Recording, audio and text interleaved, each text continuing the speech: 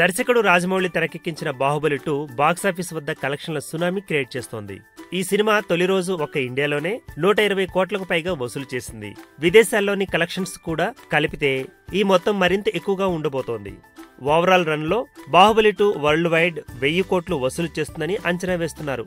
అదే జరిగితే ఇంత పెద్ద మొత్తం వసూలు చేసిన తొలి ఇండియన్ సినిమాగా బాహుబలి సరికొత్త రికార్డు క్రియేట్ చేయబోతోంది.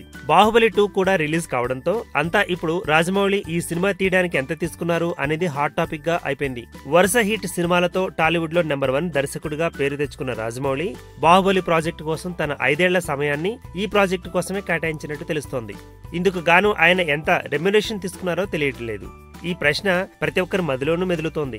ఫిల్మ్ ఇండస్ట్రీ వర్గాల నుండి అందుతున్న సమాచారం ప్రకారం బాహుబలి 2 పార్ట్స్ ద్వారా వచ్చిన లాభాల్లో రాజమౌళికి 3వ వంతు వాటాగా ఇవ్వనున్నట్లు ప్రచారం జరుగుతోంది. ఈ 5 ఏళ్ల పాటు రాజమౌళికి సంబంధించిన పర్సనల్ ఖర్చులన్నీ నిర్మాతలే భరించినట్టు సమాచారం. అయితే ఇప్పటి వరకు లాభాలు ఎంత వచ్చాయి అనేది ఖచ్చితమైన సమాచారం లేదు. పార్ట్ 1లో లాభాలు ఎక్కువగా రాలేదు. సినిమా 2 పార్ట్లు కలిపి 450 కోట్ల వరకు ఖర్చు పెట్టారు. ఒక పార్ట్ 2 ప్రీ రిలీజ్ బిజినెస్సే 438 కోట్ల వరకు జరిగింది. బాక్సాఫీస్ బిజినెస్ పూర్తయిన తర్వాత లాభాలు ఎన్ని కోట్లు అనేది తేలనుంది.